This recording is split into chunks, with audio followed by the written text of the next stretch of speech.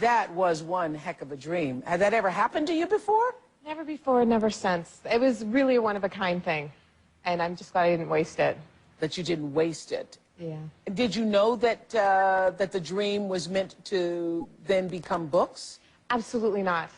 This dream was just something I was so interested in, and it so different from what my everyday was at the time. You know, something that was fantasy, and I just wanted to remember it so badly that that's why I started writing it down. Not because I thought this would be a great story for a novel. No, it's just I don't want to forget this story. So, were you a person who journaled or... No, and I have a hard time writing about myself. People who don't exist, I can write for hours, but for myself, it's like, I just never know what to say. So you'd never written a short story? You didn't want to be a writer? No, I studied literature, and I love to read, but writing to me seemed, well, first of all, everyone knows you can't make a living at writing, right? So why do something that's so impractical? And then, it seems kind of presumptuous to me, like that anyone else would want to read the things that are in my head. I never thought of it that way. And so, how old were your children at the time? Eli was 1, Seth was 2, almost 3, and Gabe was 5. Wow. They were so little. This was 6 years ago before, you know, before you hit the big time. And at the time, when you started writing it, then did you think, okay, maybe it will be a book? I didn't think about that until it was finished, because in my head this was not something that I was going to finish. It wasn't a book in my head. It was just you were just thing. cataloging the dreams. Right. Well, I did the dream, and then I wanted to see what would happen to them. It was just me spending time with this fantasy world. And when it was finished, it was like, this is long enough to be a book, even. Wow.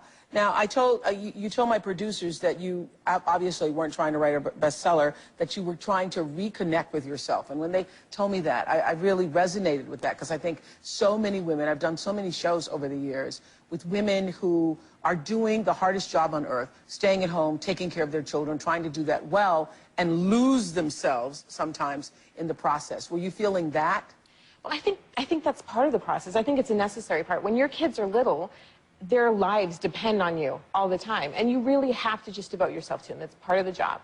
And so who you are and kind of your imagination, all of that, you do have to put on hold, especially when you're not getting any sleep at all, and you know, your energy level to be able to just get through the day, that's all you can manage. And so a lot of who I was and my crazy imagination and that person was on the back burner. Was on the back burner. Had you always had a crazy imagination?